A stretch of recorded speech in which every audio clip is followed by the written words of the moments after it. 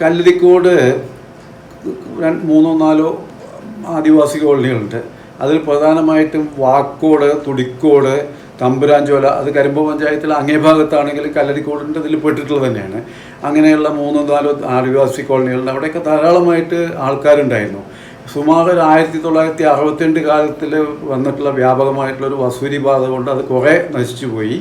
അല്ല, വാക്കോട് കോളനിയൊക്കെ പരിപൂർണമായിട്ട് പോവുകയും ചെയ്തു. എന്നിട്ട് അതൊക്കെ മലമ്പുഴയിൽ നിന്ന് വന്ന് കയറി താമസിച്ചിട്ടുള്ള ആൾക്കാരാണ്. മലമ്പുഴയിൽ നിന്നും കാഞ്ഞിരപ്പുഴ, വാക്കോടിൽ നിന്നും വന്ന് താമസിച്ചിട്ടുള്ളവരാണ് ഇപ്പം നിലവിലുള്ളത്.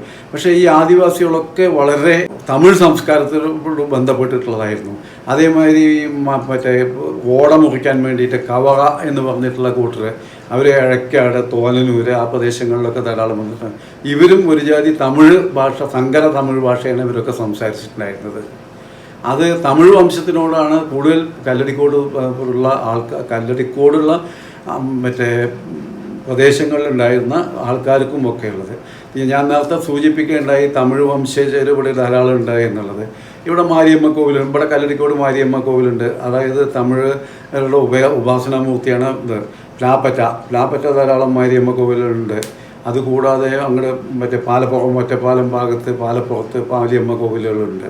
അതുകൊണ്ട് തന്നെ ഇവിടുത്തെ അമ്പലങ്ങളിൽ സാധാരണ പൂജിച്ചിട്ടുണ്ടായിരുന്നത് മറ്റേ വള്ളുവനാടൻ അമ്പലങ്ങളിലൊക്കെ, ദേവീക്ഷേത്രങ്ങളിലൊക്കെ കുളങ്ങര നായർ പറഞ്ഞിട്ടുള്ളൊരു വംശമാണെന്നുണ്ടെങ്കിൽ ഇവിടെ അമ്പലങ്ങളിലൊക്കെ ബ്രാഹ്മിൻസാണ് പൂജിച്ചിട്ടുണ്ടായിരുന്നത്. അതായത് പാലക്കാടിനോടും സേലം, കോയമ്പത്തൂർ അങ്ങനെയുള്ള ഭാഗങ്ങളോടും ബന്ധപ്പെട്ടിട്ടുള്ള തമിഴ് ബ്രാഹ്മണരാണ് ഇവിടെ പൂജിച്ചിട്ടായിരുന്നത്. ഈ തമിഴ് ബ്രാഹ്മണർ പൂജിക്കുന്നത് മന്ത്രം ചൊല്ലിയിട്ടാണ് പൂജിക്കുക. അതേ സമയത്ത് നമ്പൂതിരിമാരെ അല്ലെങ്കിൽ കേരള ബ്രാഹ്മണരെ എന്ന് പറയുന്നത് തന്ത്രം, അതായത് അവർ വിരലുകൊണ്ടുള്ള ചില ആംഗ്യഭാഷകളും ഇതും കാണിച്ചിട്ടാണ് ഉണ്ടാവുക. ഈ വ്യത്യാസവും നേദ്യങ്ങളിലും ഒക്കെ ധാരാളം വ്യത്യാസം ഉണ്ടായിരുന്നു. ഇവിടുത്തെ പൂജാദികളിലും ഒക്കെ. ഇവിടെ ഈ കല്ലടിക്കോട് ഭാഗത്തൊക്കെ ക്ഷേത്രങ്ങളല്ലായിരുന്നു, അങ്ങനെ എന്തോ ഒരു ഇതുണ്ട്. ഞാൻ അതിൻ്റെ ഓർമ്മ തോന്നുന്നില്ല.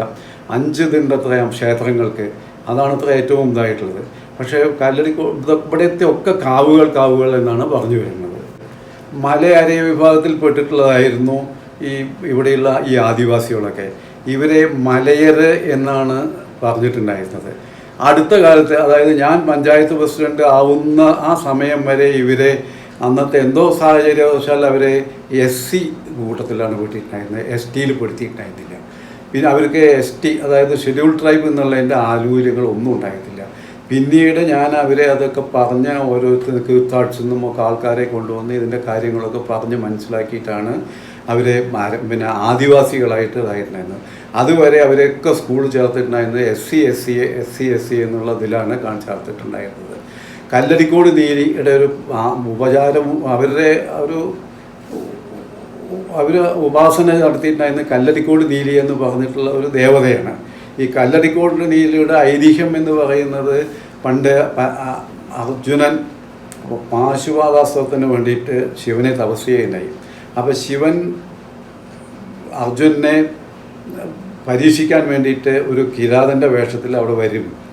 ആ സമയത്ത് അർജുനനെ വധിക്കാൻ വേണ്ടിയിട്ട് പന്നിയുടെ രൂപത്തിലെത്തിയിട്ടുള്ള മൂകാസുരൻ പറഞ്ഞിട്ടുള്ള അസുരനെ എഴുതി കൊല്ലുകയും ചെയ്തു. ആ മൂകാസുരൻ്റെ നേർക്ക് ശിവൻ അമ്പ് തൊടുത്ത സമയത്ത് അർജുനനും ഒപ്പം അമ്പ് തൊടുത്ത് രണ്ടാളും ഒരേ സമയത്ത് അസ്ത്രം പ്രയോഗിക്കുക കാരണം ഇവർ തമ്മിൽ തർക്കമായി. ആ തർക്കമായിട്ട് അവസാനം യുദ്ധം തുടങ്ങി, ഇവർ തമ്മിൽ തർക്കം തുടങ്ങി. അവസാനം പരാജയം മനസ്സിലാക്കിയ അർജുനൻ ശിവനെ ധ്യാനിച്ചപ്പോൾ തൻ്റെ മുമ്പിൽ നിൽക്കുന്നത് ശിവനാണെന്ന് മനസ്സിലാക്കി. അപ്പോൾ ശിവൻ്റെ ഒപ്പം ഒന്ന് പാർവതി സമേതനായിട്ടാണ് ശിവൻ അവിടെ എത്തിയിട്ടുണ്ടായിരുന്നത്. ആ കിരാത രൂപത്തിലുള്ള പാർവതിയെയാണ് നീലി എന്ന് പറഞ്ഞിട്ടുള്ള രൂപത്തിൽ ഉപാസിക്കുന്നത് എന്നും ഈ കല്ലടിക്കോട് നീലിക്ക് കല്ലടിക്കോട് ഉപാസന അമ്പലങ്ങളുണ്ട് എന്നാണെങ്കിലും പലരും ധരിച്ചിരിക്കുന്നത് എന്നുണ്ടെങ്കിലും അത് ശരിയല്ല. കല്ലടിക്കോടൻ നീലുടേതായിട്ട് പറയുന്നത് മുത്തികുളത്ത് നിന്ന് കുറച്ചുകൂടി പോയി കഴിഞ്ഞിട്ടുണ്ടെങ്കിൽ ഒരു 5 കിലോമീറ്റർ തിങ്ങിയ ഫോറസ്റ്റ് കൂടെ നടന്നു കഴിഞ്ഞിട്ടുണ്ടെങ്കിൽ ഒരു മുത്തികുളം എന്ന് പറഞ്ഞിട്ട് ഒരു ഇതുണ്ട്. അവിടെ ഒരു വിഗ്രഹം കാണാനുണ്ട്. അവിടെ അത്യാവശ്യം ഇടയ്ക്ക് വിളക്കൊക്കെ വിട്ട്, പക്ഷേ വളരെ അപകടകരമായിട്ടുള്ള ഇതാണ്. അതുകൊണ്ട് തന്നെ ഫോറസ്റ്റുകാരെ അവിടേക്ക് പ്രവേശിക്കുന്നത് ബാൻ ചെയ്തിരിക്കുകയാണ്. പ്രത്യേക പെർമിഷനൊക്കെ ഉണ്ടാകും. നക്സൽബാരികളുടെ ശല്യമൊക്കെ ഉണ്ട് എന്നാണ് പറയപ്പെടുന്നത്. ഒരു മുത്തികുളമുണ്ട്. ഒരു പഴയ പ്ലാവ് ഉണ്ടായിരുന്നു, അമ്മച്ചി പ്ലാവ്. മുത്തികുളം മുത്തികുളത്ത് കുളിച്ച് അമ്മച്ചിപ്പിളാവ് ചാര എന്നൊക്കെ പറഞ്ഞിട്ടുള്ള ഐതിഹ്യമൊക്കെ ഉണ്ടായിരുന്നു. ഇതാണ് കല്ലടിക്കോട് നീലി.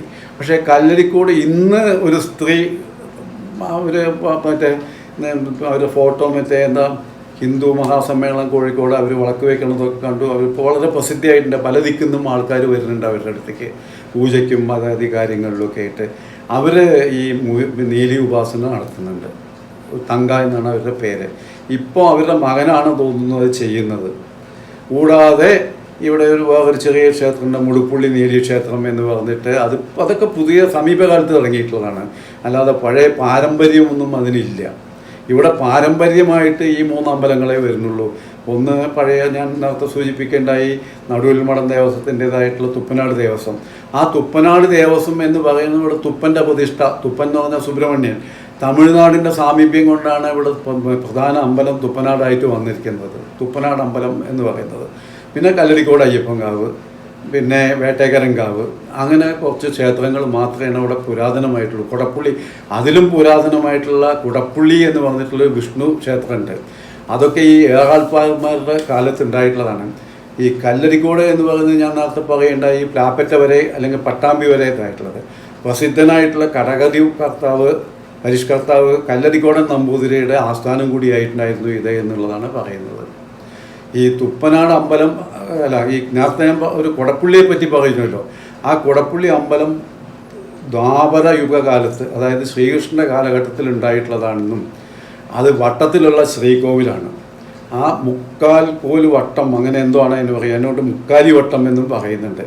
ആ മുക്കാലി വട്ടം അമ്പലം, മുക്കാലി വട്ടമുള്ള വട്ടത്തിലുള്ള കണ്ണാടിയോടുകൂടെ അതിൻ്റെ മുമ്പെന്തോ എന്തോ ആയിരുന്നു എന്ന് പറയുന്നുണ്ട്. അത് പതിച്ചിട്ടുള്ള ഒരു പതിച്ചിട്ടുള്ള ഒരു പഴയ പുരാതനമായിട്ടുള്ളൊരു ക്ഷേത്രമാണ്. അത് അതിൻ്റെ ഐതിഹ്യം തന്നെ പറയുന്നത് എന്താണെന്ന് പറഞ്ഞു കഴിഞ്ഞിട്ടുണ്ടെങ്കിൽ, അന്ന് മലയടിവാരത്തിലാണത്. ഏകദേശം അവിടെ 100 മീറ്റർ കഴിഞ്ഞാൽ മലയായി. കല്ലടിക്കോടൻ മലയുടെ ഈ നാഷണൽ ഹൈവേയിൽ നിന്ന് കാണുന്ന ശൃംഗത്തിൻ്റെ, വലിയ ശൃംഗത്തിൻ്റെ അടിയിലാണത്. ഒരു കാലത്ത് ഈ വനവിഭവങ്ങൾ ശേഖരിക്കാൻ പോയിട്ടുണ്ടായിരുന്ന ആദിവാസികൾ സന്ധ്യ നേരത്ത് മടങ്ങുമ്പോൾ ഏകദേശം ചിലവരൊക്കെ രാത്രിയൊക്കെ ആവും, മൃഗങ്ങളെയൊക്കെ പേടിച്ച് മെല്ലതായിട്ട് വരുമ്പോൾ സമയം വൈകിയെന്ന് വരും. അങ്ങനെ വരുന്ന സമയത്ത് ഈ ഒരു പ്രത്യേക ഭാഗത്തേക്ക് ഒരു വിളക്ക് നീങ്ങിപ്പോകുന്നത് കണ്ടിട്ടുണ്ട്. ആ വിളക്ക് അവിടെ നീങ്ങിപ്പോകുന്നത് കണ്ട് അവരിങ്ങനെ നോക്കുമ്പോൾ ഇടയ്ക്ക് എന്നും കാണും ഇത്. അപ്പോൾ അവിടെ പോയി നോക്കുന്ന സമയത്ത് അവിടെ ഒരു ഒളിഞ്ഞു പോയിട്ടുള്ള അമ്പലത്തിൻ്റെ അവശിഷ്ടങ്ങൾ കണ്ടു എന്നാണ്. ആ അവശിഷ്ടങ്ങൾ കാണുകയും അന്ന് അവരെന്ത് ചെയ്തു എന്ന് പറഞ്ഞു കഴിഞ്ഞിട്ടുണ്ടെങ്കിൽ ഏറാൾപ്പാടിനെ സാമൂതിരിയുടെ വീട്ടുകാരെ അറിയിക്കുകയും, അപ്പോൾ അദ്ദേഹത്തിൻ്റെ അവിടെ തന്നെ അന്ന് കല്ലടിക്കോടൻ നമ്പൂരി ഉണ്ടായിരുന്നു.